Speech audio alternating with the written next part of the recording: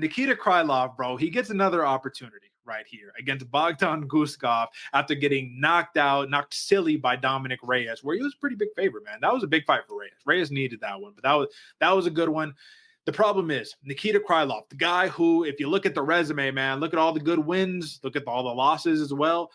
Not the most active fighter, but he has like all the tools. It's just, can you put them together? And Guskov, on the other hand, is a guy that I've never really believed in, but he just keeps winning. You know what I mean? And you can't deny that. You cannot deny that, especially when money is on the line. Because if you take a look at this line, the number has creeped up right here, a little bit heavier of a favorite than he was earlier in the week. Nikita Krylov minus 196, plus 152 comeback for Guskov.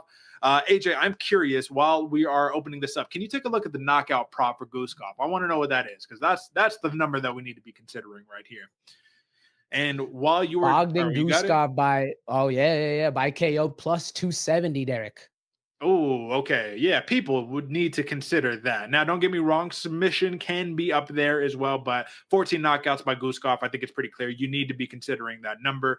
AJ, what do you like about Guskov? What does he bring to the table that can deter a Nikita Krylov? Ooh, Derek, one thing I like about Guskov is he's going to walk you down, make you react, right? He has a very intimidating presence in the ring where he's a dominating figure in there. So he's going to be putting the pressure on you, getting you to flinch. As you overextend, that's when he crashes in and looks to dominate, man. And if you are scared or intimidated of how Guskov fights, he's going to be putting that work to you. And one thing, he's a little bit slower of a style, but he's powerful, Derek. And when he can hit you, it hurts. And we've seen Nikita Krylov crumble under that same style of fight. He sure has, man. He sure has. The scariest part about Guskov is the confidence that he has in himself, man. He just walks forward, hands down, ready to chunk him right here, which is really good because the shots are coming from unorthodox angles. They're coming from your hips, and they all have power behind them. But yeah, you are right, man. He's a little slower, gives up the takedown a little bit too easy. Every fighter that he's fought that has like a real grappling edge has pretty much been able to take him down. I'm going to rule out the Ryan Spann fight because Ryan Spann at 205 just wasn't the guy that we thought. He showed flashes, but clearly there's like a mental block going on that's not allowing him to unlock all of his potential right here. So when we take a look at the Bogdan Guskov, which is what I was taking a really good look at it before we hopped on here today. Volkan Oezdemir, right, took him down, submitted him.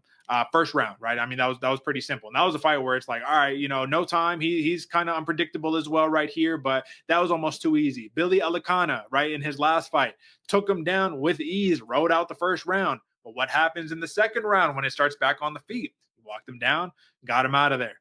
Nikita Krylov, it's the thing that concerns me the most, is that he's got fantastic hands too, but I don't know if you mentioned earlier, apologies if you did. He just chills right there with that chin up in those interim moments right there. So can he survive enough to get a takedown? Because I think if he takes Bogdan Guskov down, man, I don't think Nikita Krylov is a Billy Elikana, not a Ryan Spann, Zach Pauga. I think if Volkan Oezdemir can take you down and submit you, Nikita Krylov can do nasty, terrible things to you as well. What do you think? Yeah, I agree, Derek. If Nikita Krylov is able to close that distance, and that's a big if right here, that's going to be his best path to victory. One thing that worried me about it, you touched on it, that chin stays high whenever he's looking on his entries. And one of the best parts about Nikita Krylov's entries is he blitzes in from far. Where you can't hit him, he blitzes in, pieces you up. But as of late, his blitzes have become very, very reckless, and that's where he's getting caught a lot of the time. And you blitz in on a very confident striker that is Bogdan Guskov. All he needs is one little counter strike. Your momentum's already going forward. You're going down, but it could lead to one of those weird takedown situations we see where that's when the clinch happens. So I can see a very reckless fight from both of these gentlemen coming forward on however it shakes up. And this is where the money comes in here, folks, because the total 1.5 rounds plus 128 for the over, minus 158 for the under. At the end of the day, man, these are killer be killed fighters, right? Like, I think it's easy to respect that. So even though Nikita Krylov has a path where he could grind it out and win a boring decision, that's not how Nikita Krylov fights, right? Bogdan Guskov, if the shot is there, he's going to put your lights out. I think this one ends early, man. And I think it ends in a finish. I'm just not particularly sure what kind of finish right here. So if you are conflicted and you don't know what side to bet on, I think even at minus money, minus 158, would you go under 1.5? I would. That's good money for especially this style of fight, because I agree with you. I think the fight's going to end early. Who's going to get it done and how? even the odds makers are a little confused right here. I mean, the best odds for both sides: Nikita Krylov by submission plus 220, Guskov by KO plus 270. And it's funny is Nikita has the exact same KO odd right there. So the odds makers are a little twisted up that it makes the most sense to be looking at that under, because I think this fight's going to end very quickly.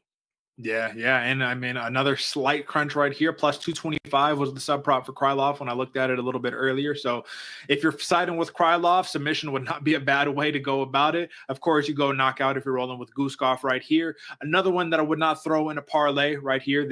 I mean, this could really be a toss up, can go either way, but another one that we are conflicted on right here. So again, I'm rocking with Nikita Krylov here. AJ, Bogdan, Guskov.